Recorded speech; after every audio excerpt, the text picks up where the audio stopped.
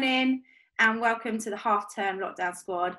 Firstly, yes, we're on half-term. I bet everybody's happy. I bet parents are also happy with homeschooling.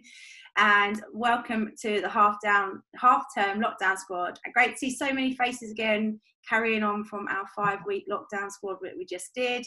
This week's a little bit different. We're going to be bringing, as you know, a lot of different people giving some different skills and different insight. And what a way to kick off Monday morning then with Miss Emily Scarratt, World Player of the Year. I mean, we'd probably lose the half an hour if I go through all of her accolades. You know, for most of her international tests, I was next to her, so I think it's down to me that she's got all of those accolades, but we won't go into that. No, look, it's an absolute pleasure to have her on today. She's going to take us through her cooking skills, and also during that, what we'll do is we'll open up the chat. So if you guys have got some questions, you can type them in there, and then I can ask her as well. And then maybe at the end, we'll bring a few of you off your mute to ask her your questions yourself. Which Frankie, you look excited about that, so maybe get thinking about your question. But I'll hand over to Emily to do a little intro. But Loughborough Lightning, England Red Rose, I think you're 94 caps, 95 caps? Something like that. Near to 100. She would be on 100 if COVID didn't hit, guys. But yeah, I'll hand you over to Emily Scarratt now. Remember, type in the group chat for any questions and I'll ask her during her cooking session. Thanks, guys. Morning, everybody. Great to see so many of you. Super excited to be here. Sorry I've not been able to jump on any of the previous ones before, but as I say, yeah, super excited to be here. Great to see so many faces. As Beth said, just chuck loads of questions in the chat. Obviously, we've only got that half an hour, so anything that you want to ask me about doesn't have to be about brunch or what you eat for breakfast. Just anything that you want to ask me, chuck it in there, and hopefully we can answer as many of those questions as possible. But yeah, so I'm going to take you through. You're going to have to excuse me because I'm going to be walking around my kitchen a little bit, which isn't the nicest kitchen ever, but we'll work with it. So I thought I'd start. Say again. Hope it's clean. Yeah, I gave it a little clean this morning. All you can smell is bleach, but you guys can't smell that. So to start with, I thought I'd take you through like a shake. So I'm off to the gym today, so I'm going to be making a little shake. So hopefully you can see that, can't you? So NutriBullet, you can have a blender, you can have whatever you want. Basically, I'm going to pop in a banana, bit of peanut butter, some milk, and a little bit of protein. And then I'm going to whiz it all in the NutriBullet. So I'll add that all in. I'm not going to whiz it because obviously that's not very Zoom friendly, but hopefully you get the idea. Girls, you might want to write some of this stuff down that Skaz talks about, and maybe some of the questions. We've got questions coming in already, Skaz. So this is from Charlie. Were you a naturally a good kicker, or did it take a lot of hard work? I think I've been quite lucky. I think growing up, I've got an older brother. I used to love going and playing football with him and all his friends. So I think I kind of naturally got that side of the game pretty easily. But I think it was because I did it from a young age. I think trying to pick up kicking when you're a lot older is pretty tricky to do. So I definitely encourage all of you guys to play as many sports as you can, especially at your age, because I think it massively helps. So yeah, I think I was quite lucky to be reasonably naturally a good kicker from the off. But having said that, kicking a rugby ball is very different to kicking a football. So it's taken a decent amount of work and training to get that right. And Skaz is also a coach on the School of Kicking, who specialises in working with kicks, all types and various off the cone and out of hand. So if you're interested, get involved. Next question. If you could play another position in rugby, what position would you play? This is a tough one. Part of me always thought I'd quite like to be like a back rower, and you would, Beth, but I don't know if I'd enjoy all that contact stuff. So maybe something like a 10, because you get to just kind of sit and kick the ball and you get a lot of the glory, don't you? Or I'd like to be really fast and be a winger. But I'm probably none of those things, which is why I play in the centre. What's motivated you in the winter? Good question. It's definitely a lot tougher in the winter. our game at the weekend was freezing. I would say get yourself a good woolly hat, some good thermals, and actually I love rugby because you do play it in the winter. It kind of sounds a bit daft because I definitely don't enjoy the cold weather, but at the same time, it is kind of nice. It's kind of nice then coming home, getting in a warm bath and having the heating on. So yeah, it's tough, but I think obviously COVID is making everything a lot harder, but just remembering why you're doing it. I love rugby, come rain or shine.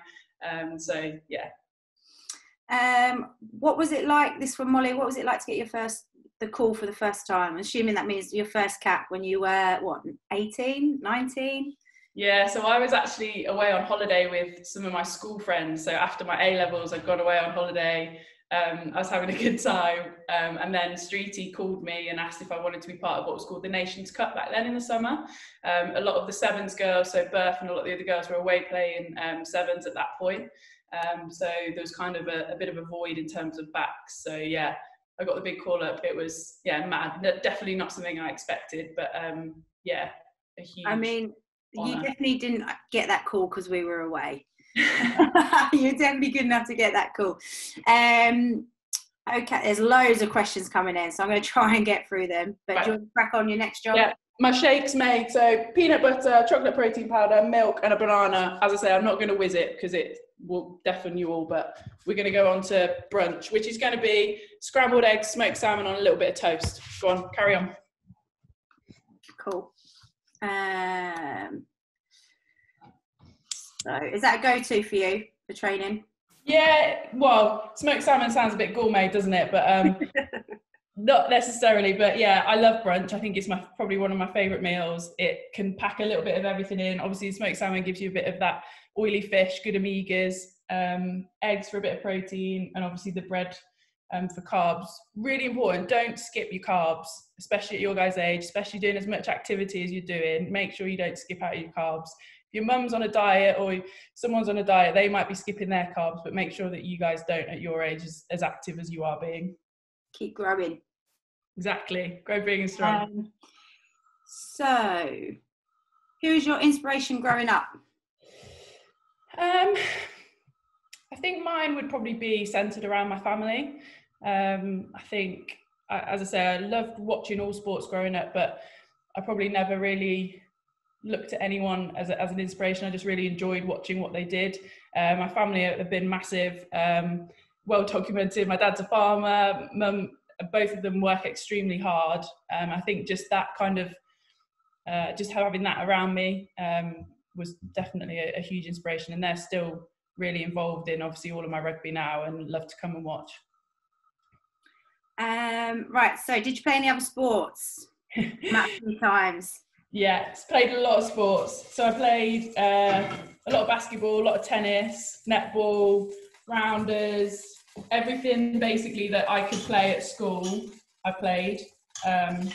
So I was that sporty kid basically. The PE teachers were always like, oh, we're a bit short for a random lacrosse game, Skaz will play. That was kind of me. So I loved playing everything, and I genuinely really would encourage everybody to play as many sports as they can, and obviously that they enjoy as well. I think it has a huge benefit to kind of your overall skill development and stuff. And also means you can beat anybody at those games now when we play the... Exactly. So when you're on the beach and you're playing bat and ball, you can beat your parents, you can beat your siblings. Yeah, definitely. Okay, from Sammy, what were your favourite and your least favourite games to ever play in? So highlight and then low light. What a great question. It's really hard, isn't it? Because you always look at the result when you answer questions like that. So naturally for me, highlight would be the World Cup final in 2014. And low light probably would be something like the bronze medal game in the Olympics, obviously that we weren't able to go and win.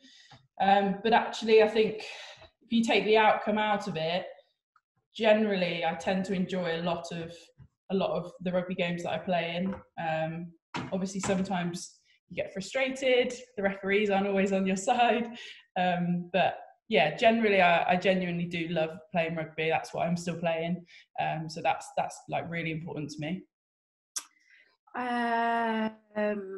How do you prepare before an England match in the last minutes? I can answer this one. Go on. Burt's Bees lip balm. Oh no, Nivea taps it on and then puts it back in and she's good to go.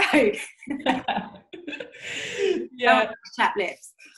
I'm a pretty simple, I don't want to say simple person, but I kind of enjoy the simple things in life, I suppose. So yeah, I always have my Lipsa with me. That's probably the last thing I will put on before I go out.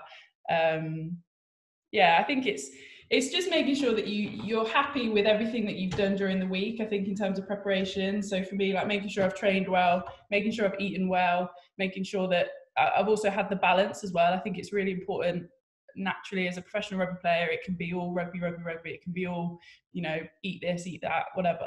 But it's really important to get a balance as well. I love a sweet treat. I love a bit of cake. Not advocating it every single day of the week, but I think it's really important to make sure that you give yourselves those kind of treats as well along the way. So, question here: who's your favourite team to play against? Do we win or do we lose? Neutral. The draw.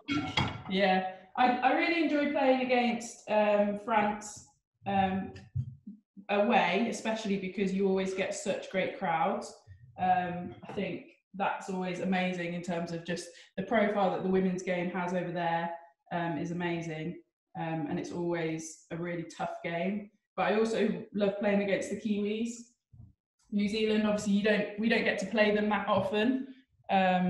Here's my scrambled egg, everybody. You see that? Oh, there we go. Very nice. Nearly fell off my plate then. Oh God. I nearly went straight into my laptop. Hilarious. Right, I'm going to sit down. Yeah, love playing against New Zealand. We don't get to play them that often, so it always feels kind of extra special when we do. Yeah, and hopefully we'll get to play them in a few months' time and it will be a good result.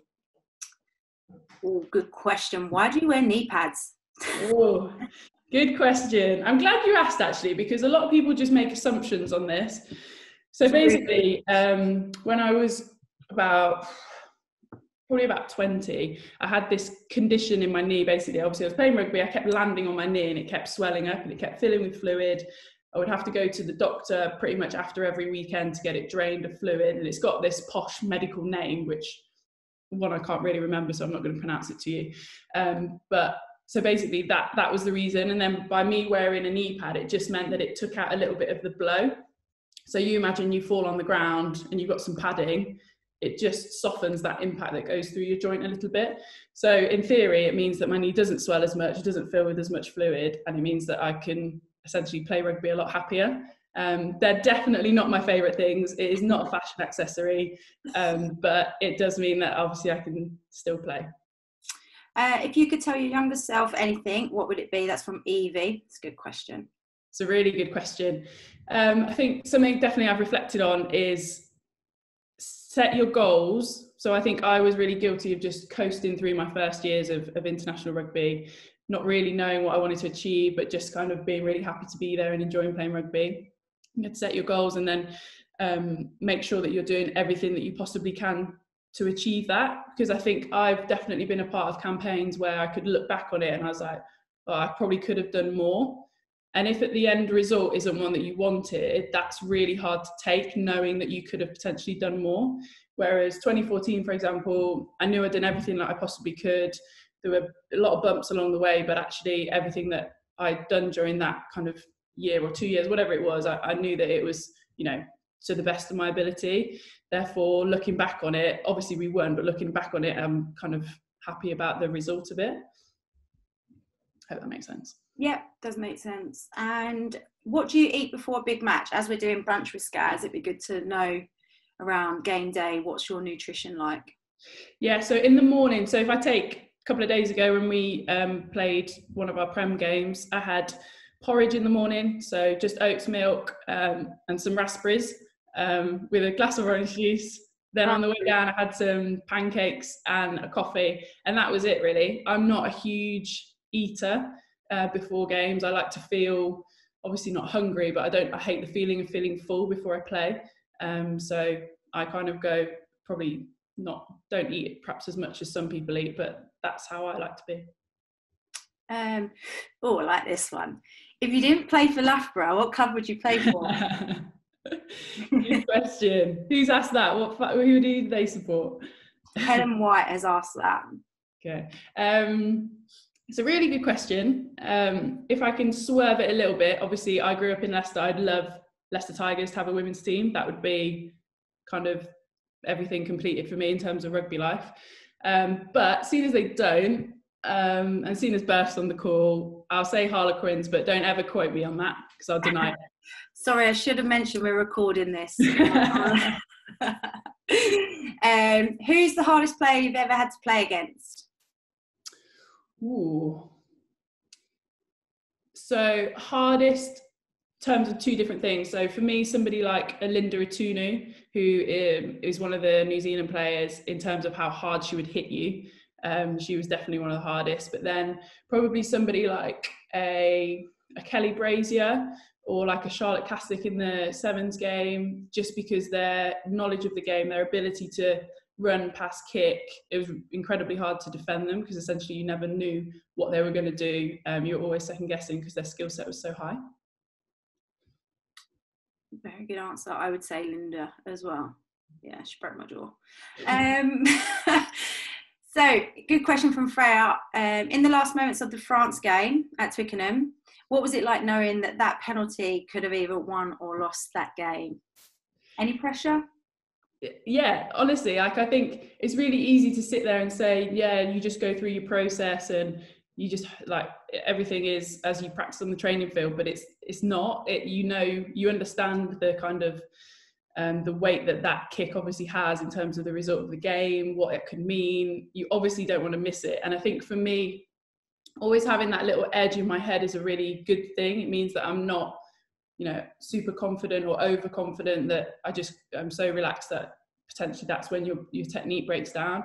It means that you hopefully stay on it. You do go through your process and hopefully the outcome takes care of itself. But yeah, I think I was lucky that it was actually a relatively easy kick. It wasn't particularly far out. So yeah, I was thankful of that, and I was very thankful that it went over. Don't they often say those easy ones are often the most hardest ones? Yeah, they're terrible because everyone expects you to get it. You expect to get it. They're not nice kicks to have, but at the same time, obviously that's why you do that job, for those moments. So yeah, it was a cool moment, definitely. So some quick fire questions. How old were you when you started playing? 5. What was your first club? Leicester Forest East. Have you ever played mixed club rugby, like in a mixed team? Only obviously 5 to 12. What do you eat after training? Depends. Probably like a fajita is quite a good go-to. Bit of chicken, some veg, it's quite quick. What's your favourite treat? Well, where do I even start, Rachel? I love like a good bit of cake, like a coffee cake, carrot cake, something like that. Prefer working out at home or the gym? The gym. I think it's better for motivation. Ever lost your temper in a game? I'd like to think I keep a pretty cool head, to be honest with you. You might disagree, I don't know. No, you are. You're cool. You're calm and collected. Have you ever played in the pack? No. Don't fancy second row? No. How long have you been playing rugby for? Just going to give the age away. Is there birthday? Yeah, so I started playing when I was 5, and last week I turned 31. So you guys can do a bit of half-term maths on that one. What's your favourite sport other than rugby? Ooh, good question. To play basketball, to watch tennis. 7s or 15s? Oh. Who asked that? You little what's it? 15s. You heard it here. I think we've covered that one. We'll go back to a little bit longer questions now. So Glenda is the only girl in her rugby team and she's 8 years old. Do you have any advice for her? Yeah, it's hard. It's definitely a hard place to be. I was exactly the situation that I was in growing up. I think as long as you enjoy what you do and you get respect from the people, obviously, in your team and around you, then just crack on. I think it made me more stubborn.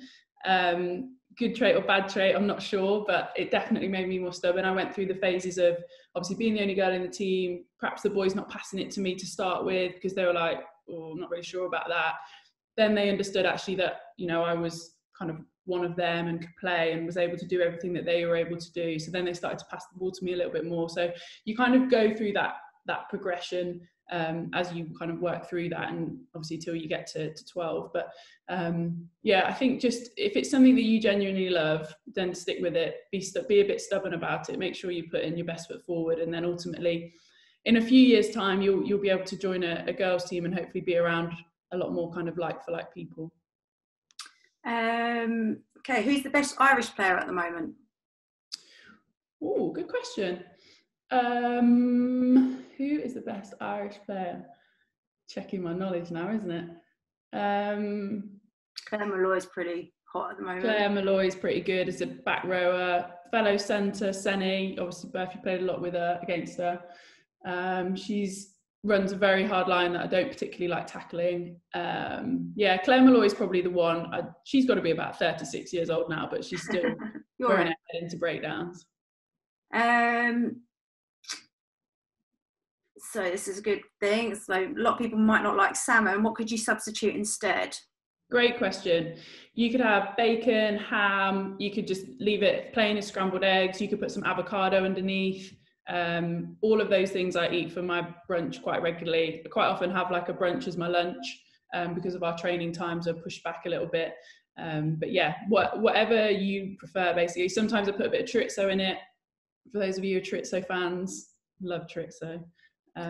Yeah, so anything like that, really. Yeah, you definitely don't have to have salmon. It's just because I got given some the other day that I don't normally have smoked salmon in my fridge. I'm not gonna lie to you. Right, I'm going to finish on, we've got a couple of kicking questions, and then I've got another couple of quick fire questions, and then we're almost out of time. So got questions around kicking. So what's your favourite type to kick, and any advice on kicking, specifically on a chip and grubber? Oh, good question. Favourite type of kick has got to be a spiral. It very rarely comes off. I don't know if you guys watched the England-Scotland game last week. Stuart Hogg did that, like what felt like 100-metre spiral. Love those. Rachel Burford actually did one at the weekend when we were playing, but unfortunately the whistle had already gone, so it didn't count. And what was the rest, sorry? Tips for chips and grubbers? Yeah. So for a chip, just one of the most important things is keeping your foot really hard. So you probably might have chipped the ball before and your foot's probably a bit soft and it's not really gone anywhere. So the hard foot will mean that the contact with the ball is really good. And then you can kind of regulate the power that you put on that with your leg. So obviously depending on how far you want that chip to go. But having that hard foot will give you that really nice sound off your foot and that really good kind of height. With a grubber, probably mostly around the ball placement. So not got a ball here, but I'm going to use my fork. Imagine this is obviously a rugby ball, the top and the bottom. You want to kind of lean the ball back towards you a little bit so that when you kick it, you're kicking up the nose. So then it gives it that really nice revolutions. Hope that makes sense. And then that will give it that kind of end over end thing that will kick on off the ground. So it's just about dropping the ball nicely on your foot so that you can kick that end. Nice. Very good explanation using a fork. Right, okay, so we've got a couple of minutes left. Going to fire just a couple of questions at you. What is your favourite song at the moment, or favourite playlist that you're listening to? Do you know what? I'm enjoying a bit of Tones and I. Okay, Tones and I. Is that Dance Monkey? No, they've got a newer one. I can't remember what it's called. You know what I'm like with music? Terrible. Give us a tune. Oh, no. Can't even think about it. Okay. What about Netflix, TV, films? What are you into at the moment? Currently watching The Queen's Gambit. A couple of episodes into that. Quite enjoying it, actually. A bit different to anything I've seen before. Makes me want to get into chess. Oh, that's such a you thing. I've lost what I was going to say next. Favourite sporting film or documentary? Ooh. Great question. what was the recent one that everyone went wild for in lockdown about the NBA and the Last Dance? Last Dance, love that. I love sporting films, to be honest with you. Like, remember the Titans, all the American films about stuff like that. I love it when it's based on a true story as well. I think that's really, really powerful. Love that stuff. Best roommate that you've ever had? I've got to say Katie Daly McLean. We've been roommates for a long time. Obviously, she left me quite recently, which is pretty sad. But who's going to fill that place? Well, this is the one positive of COVID at the moment, is that we don't. No, let's pretend COVID's not here. Who's going to fill that new place? Don't have to think about it at the moment. Not sure. Okay. Have you experienced the worst roommate? Oh, that's tough. I don't know. To be fair, Laura Keats. I love Laura Keats, but she's really messy, and always late. So she would drive me insane. Okay. 2 more. Lockdown. You're stuck in lockdown. Who do you want to be in lockdown with? Ooh, that's a good question. Like my friends or famous people? Anyone. Mary Berry, because you'd be fed so well. Yeah. And like you're going to name a few. You're only allowed one.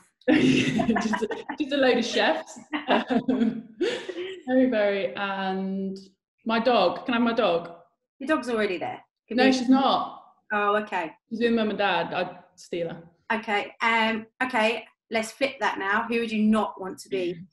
And you can't say Laura Keats because she's. Oh, I don't know.